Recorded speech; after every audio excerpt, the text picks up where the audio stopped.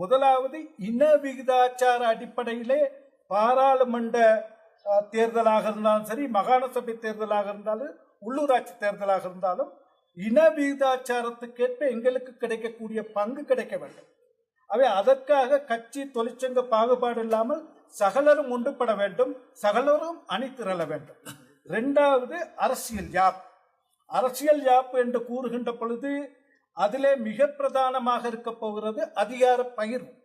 இந்த நாட்டிலே அதிகார பகிர்வு என்பதையும் இந்த 4 தேசிய இனங்களுக்கும் அவரவர்கள் வாழ்கின்ற பகுதியிலே அவர்கள் தங்களை சுயமாக நிர்வாகம் செய்யக்கூடிய வகையிலே அந்த அரசியல் யாப்பு நடைமுறைக்கு வர வேண்டும். ஒன்று, இந்த நாட்டில் இனப்பிரச்சனை என்றால் பார்க்கிறார்கள் அது வடகிழக்கு பிரச்சனையும் சிங்கள மக்களுடைய பிரச்சனை என்றுதான். அப்படி அல்ல.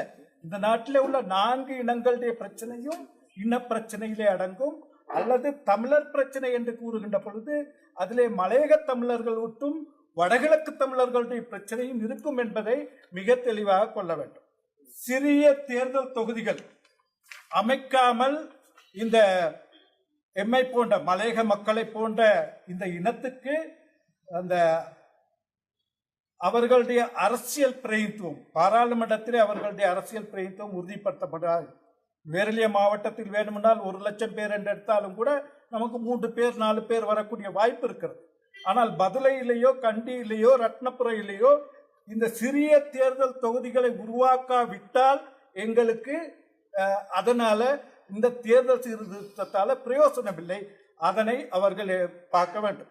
இந்த 2 கட்சிகள், அதாவது ஐக்கிய தேசிய கட்சிக்கும் ஸ்ரீலங்கா சுதந்திர கட்சிக்கும் மாத்திரம் கூடுதலான பாராளுமன்ற பிரதிநிதித்துவத்தை கொடுப்பதற்காக ஒரு தேர்தல் சீர்திருத்தம் வருமானால் அது கண்டிக்கப்பட வேண்டியது. ஆகவே அதனை நாங்கள் சொல்கின்றோம். அடுத்து, மலையக மக்களுடைய பிரச்சனையை சிறு கட்சிகளுடைய பிரச்சனையோடு ஒன்றாக கலக்கக்கூடாது. சிறு கட்சிகளுடைய பிரச்சனை, ஜேவிபி போன்றவர்களுடைய பிரச்சனை வேறு.